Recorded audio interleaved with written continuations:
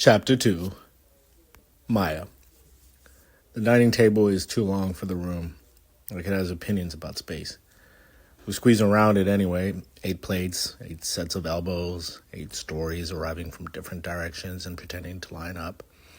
The cabin smells like cedar and the garlic Camille coaxed into the pan an hour ago. Someone has lit the fat, white candle in the center, and the wick makes a sound like rain hitting a warm sidewalk. Outside, the mountain has settled into evening. Inside, we're still pretending what we brought with us here. Ethan is at my left, straight back napkin folded into triangles that he keeps refolding without noticing. His phone is face down but squarely within reach, a small dark moon tugging his attention like gravity. Jordan sits opposite of him, commanding more air than his chair earns, arms loose, eyes quick. Camille is beside him, hands cupped around her water glass, shoulders low the way they get when she's conversing with someone. Lucas and Harper occupy the far end like a weather system. He's electric, blinking with ideas. She's the calm barometer, watching the pressure change. And that leaves Noah and Elise. They're the closest to the kitchen, and they're passing plates back and forth like they practice teamwork, even when they're off the field. We do compliments first because that's how Elise keeps groups from going into strategic too soon. The salad dressing is criminal, she says, and we all groan like good accomplices. It's just lemon and mustard, Camille says. But the just is a lie. There's a patience in it, the kind you taste. She blushes when we insist. Wine pools into glasses. It isn't the good stuff, but it's cold, and it gives my chest a little ribbon of heat. I swirl without meaning to. I've been practicing not needing permission to enjoy things. Tonight, I want to pass that test. So, Jordan says, dragging the word like a finger through frosting, to the mountain, to our brave expedition leader, Ethan. Not lost? Not lost yet, Ethan says, as he smiles politely until it meets me. And then it softens. He taps his glass against mine. The sound is a small bell, a small chime. We all eat, knife to plate, fork to lip, the quiet hum of a group deciding whether to talk about work or pretend they aren't thinking about it. Lucas breaks first. The drive up made me think, he says. You get enough switchbacks and your GPS stops arguing. It just surrenders like, fine, Forrest, you win. Everything's a metaphor with you, Harper says, but she says it gently.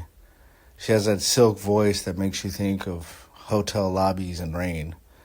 Is this about your product rollout again?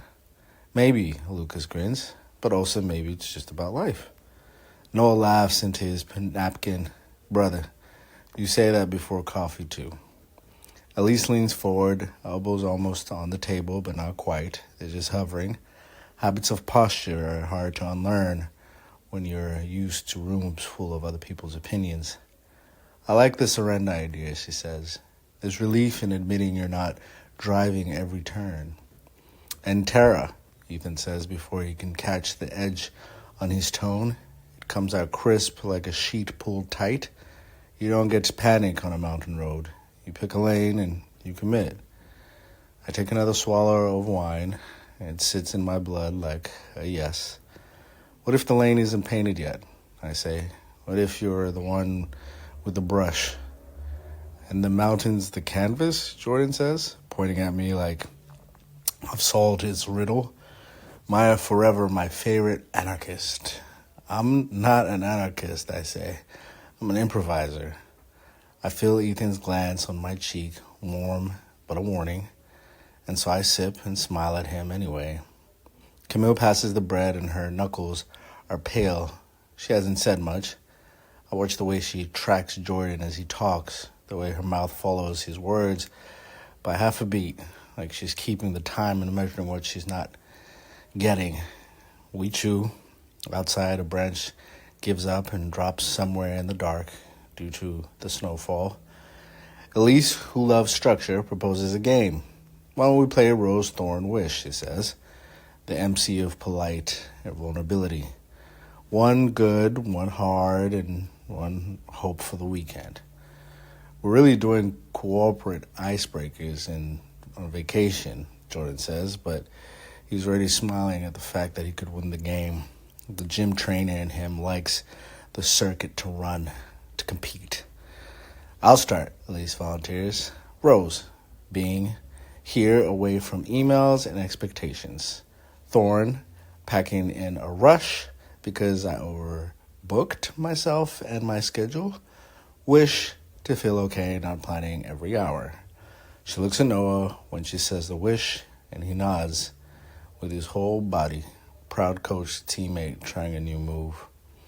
Noah goes next and says, Rose, Elise, he says, which would be corny if it weren't true in his voice.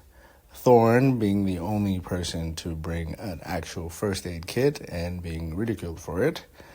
We didn't ridicule you, Jordan says. We celebrated you. Know the difference. You called me a scout. And Jordan says, because you are prepared, and it's adorable. Okay, Noah says, Wish, ignoring Jordan's garnish, to loosen up and not compete or compare myself to him or anyone else. The table murmurs in its assent. We're good at murmuring. Lucas, Elise prompts, because she will always move a circle along like an efficient sunrise. Okay, Rose. Okay, made a playlist that matched the curves of the road exactly. Thorn, weak cell service right now, which is a sign of the gods fear my productivity. And wishes for the weekend, right? Elise says yes. Okay, wish to capture some cabin B-roll for a promo. And, yeah, I think that's it. As he says that, he catches Harper's look and amends. Oh, and also no work. Yeah, simultaneously. Yeah, hopefully, maybe. Rose, the wood smell, Harper says, after giving him the stern look. Thorn, feeling like a +1 to my own plans lately. Wish to have a conversation that doesn't include the word launch. Lucas winces and reaches for her hand. She lets him take it, but she's already looking elsewhere. She's looking at the candle, at the window, at the mountain. Elise breaks the tension and says, Jordan? Oh, easy, Jordan says. Gaines. Rose. Gaines. Flexing at no one in particular. Rose again. Camille's dressing, having her back. And then Thorn. I've been sleeping like a busted app. So wish that this weekend I don't find myself in silence that isn't about being alone. His eyes flick sideways to Camille like a swallow passing a window. Camille smooths her napkin as she catches his look and begins to speak by saying, Rose, cooking for people who notice, as she glares at everyone. Thorn, I haven't painted in months. She swallows like the word scratch, and wish to tell the truth out loud and not have to clean it up after. At this point, it should be my turn, but I stare at the candle. I stare because I'm listening. I'm taking in what everyone is saying and how they're saying it and what they're saying.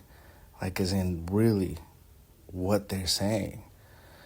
The wax is now pulled at its base of the candle and it's caught in my mid-melt, a white geography.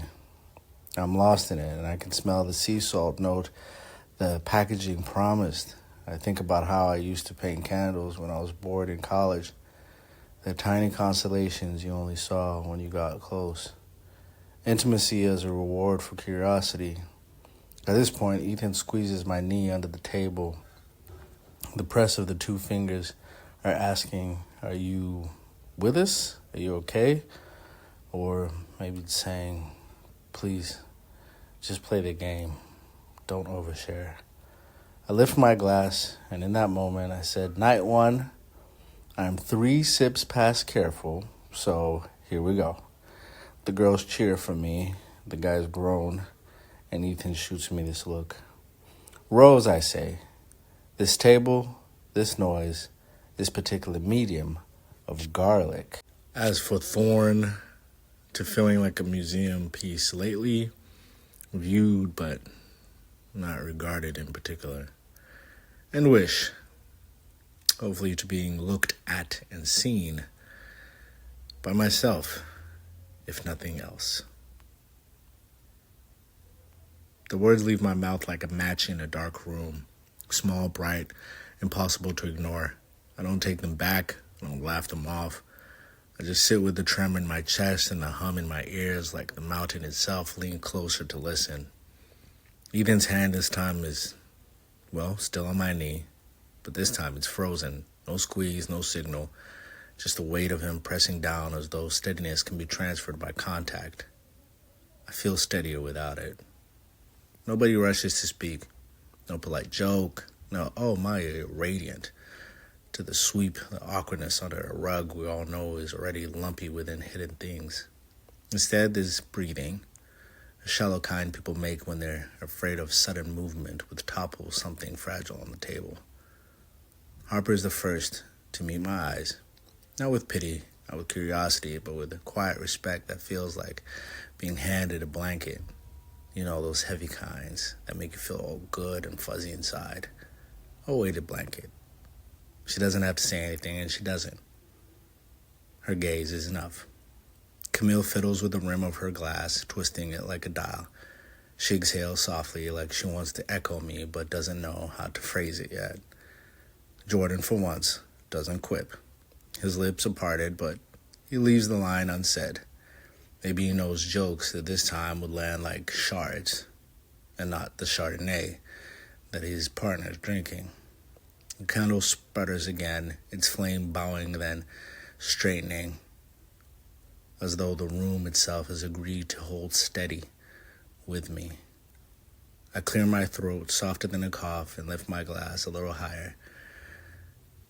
To our first night, to being seen, I whisper, almost to myself, and then I drink. The others follow in an uneven rhythm, glasses raised, sips taken, no clinks this time. Just acknowledgement and an agreement by their action, an unspoken promise that the weekend may yet come, more than just small talk and mountain views. Ethan finally moves his hand, sliding it away as he lifts his own glass. His toast delayed, a bit too late, and though he drinks, his eyes stay anchored on me. Puzzled, maybe weary, I don't flinch. For the first time in months, I feel the table tilting metaphorically toward me. Not just as Ethan's partner, not as a background dancer in his picture-perfect group where I'm supposed to just keep the melody, the beat, dance on the beat, do everything perfect, and don't let anyone in. Nope. I lean into him and I say, you see? And right at that moment, I get up and I leave, headed for our sleeping quarters. And just like that, the weekend had begun.